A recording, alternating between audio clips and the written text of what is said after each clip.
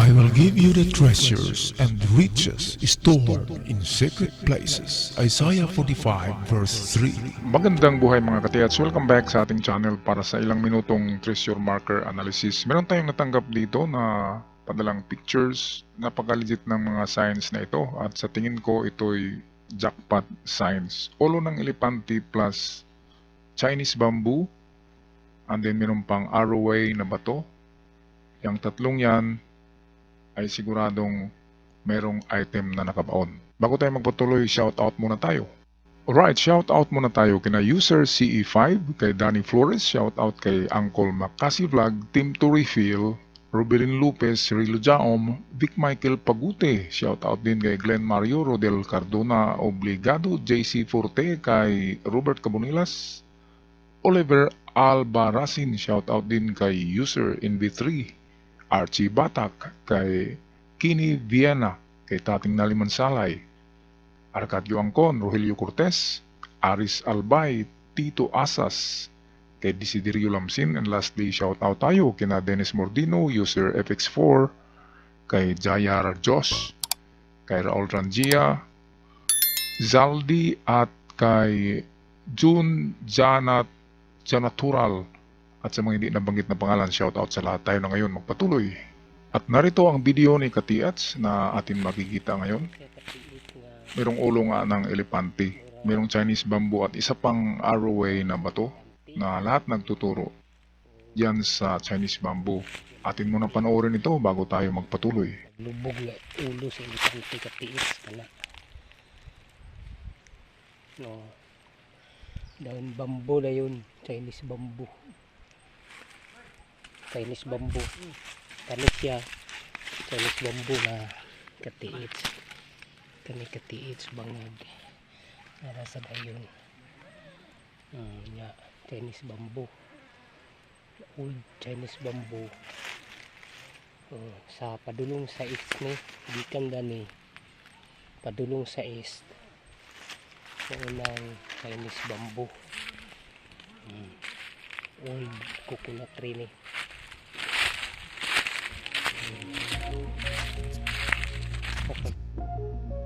Okay mga katiyats, magandang buhay sa lahat. Ito'y perfect triangulation of classic markers katulad ng ulo ng elepante, classic Chinese or Japanese bamboo, lalo na kapag ito yellow, ito'y Japanese bamboo talaga ito. At merong isang supporting arrowway rock. Okay, ano nga ba ang kahulugan una sa lahat ng elepante na marker? Okay, ito ang napakaganda kasi ang elepante na marker ay nagsasabi ng Cambodian gold bars. Alam naman natin na magandang klase, primerong klase ang Cambodian gold bars dahil ang Cambodia ay isa yan sa lugar na katulad din ng Pilipinas na mayroong mga minerals katulad ng ginto. At lalo na ang Cambodia ay mayroong napakaraming klaseng precious stones na makukuha doon. Kaya karamihan ng treasures na nakuha ng Hapon ay galing sa Cambodia. Pati yung Golden Buddha ni Rogelio Cortez, yun ay galing sa Cambodia yun. Okay, ang elepante ay marker for Cambodian gold bars. Kaya baka merong ano diyan, medium deposit na isang kahon na merong laman na 6 na Cambodian gold bars. Tumitimbang niya ng nasa 15 to 20 kilograms bawat isa ng Cambodian gold bars. Okay, so ang bato ay merong parang mata pero medyo tabingi siya. Kaya nga, mamaya atin yan i-analyze kung ano yan. Tingnan muna natin to. Ito yung nasa uluhan ng elepante. Bandang east. Ayan, Chinese na Chinese yan. Chinese at Japanese bamboo, pareho lang yan kasi ang Japanese bamboo na dinala dito sa Pilipinas, yun din ay galing sa China noong unang kapanahonan at dinala nila sa Japan at doon pinadami sa Japan. Kaya magkapareho lang yan na origin na bamboo. Ito yung arrowway, parang ulo ng aso. nakatingin yan dyan. Ito yung puno dito ng Japanese bamboo. Okay, kaya ngayon atin na gumawa ko ng triangulation ito para lalong maintindihan. Ito yan. Ito yan mga ka-TH. Ayan, triangulation of classic treasure markers. Kaya sa isang ito, malaki ang paniwala ko na pag hindi lang kayo titigil hanggang kaya ay meron kayong makukuha dyan. Dalawa lang ang digging spot dito. Ngayon, unahin muna natin itong mata. Ito, bilog dyan, bilog dito. Mata siya, pero dapat dito yan nagalagay, di ba? Pero tabingi siya, anong ibig sabihin yan? Susundan natin itong malaking mata. Alayin natin ang maliit. So, ang tinuturo niyan ay dito sa kanyang kanan. Okay, unahin muna natin ang kanan.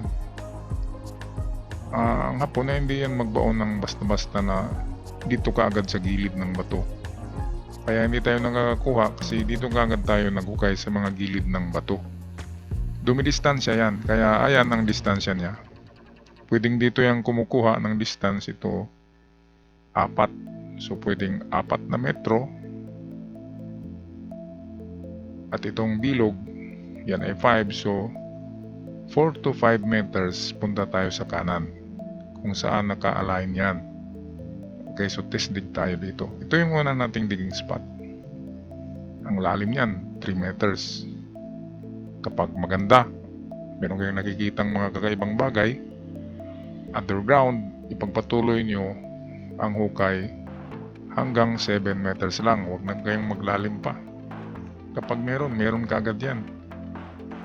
Kapag mga small deposit. Pero kapag bunker, of course, wala talaga kayong makikita dyan sa 7 meters. Kasi malalim ang mga bunkers. Ngayon, inahanap natin ay mga medium at giveaway.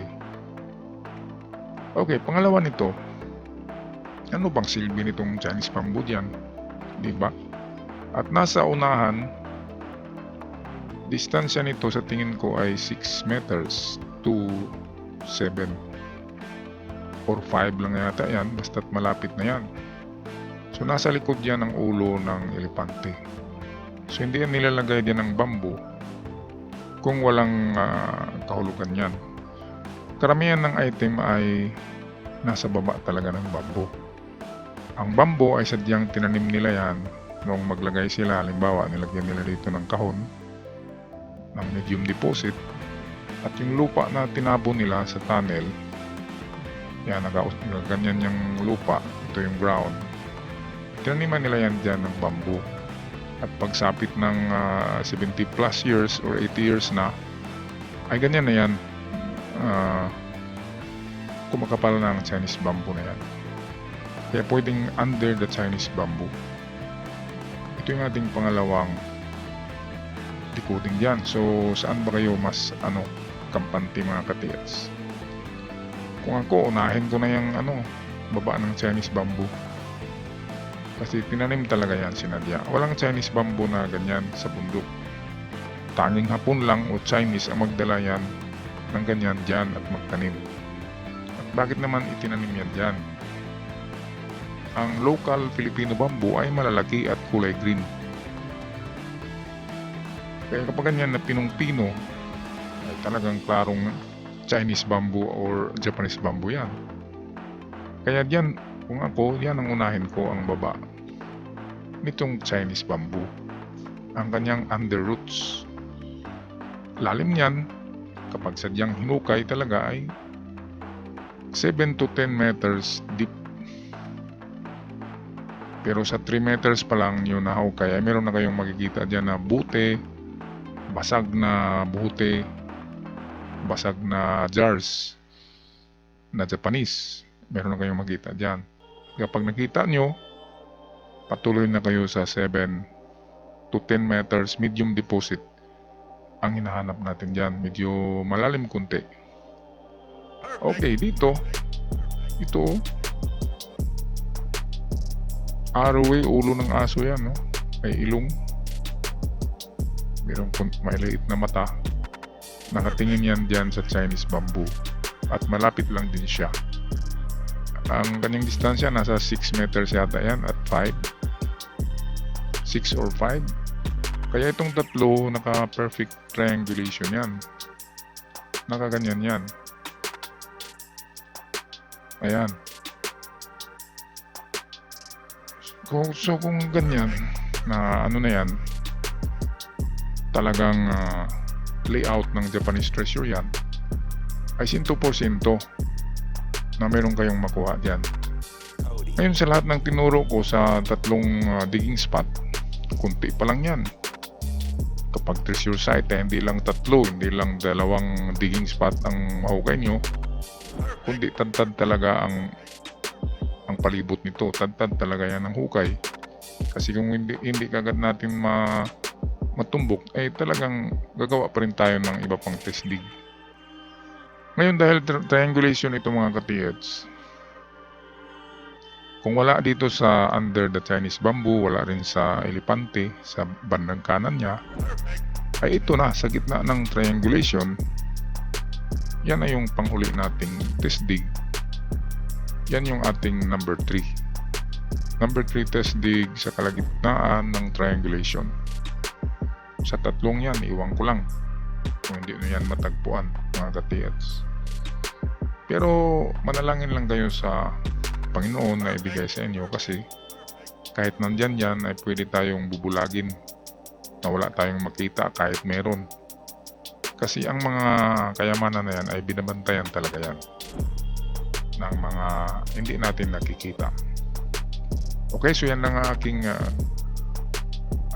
aking analysis sa inyong treasure site mga ka-TH. So ako'y magpaalam na hanggang sa muli. God bless you all at ingat kayong lahat.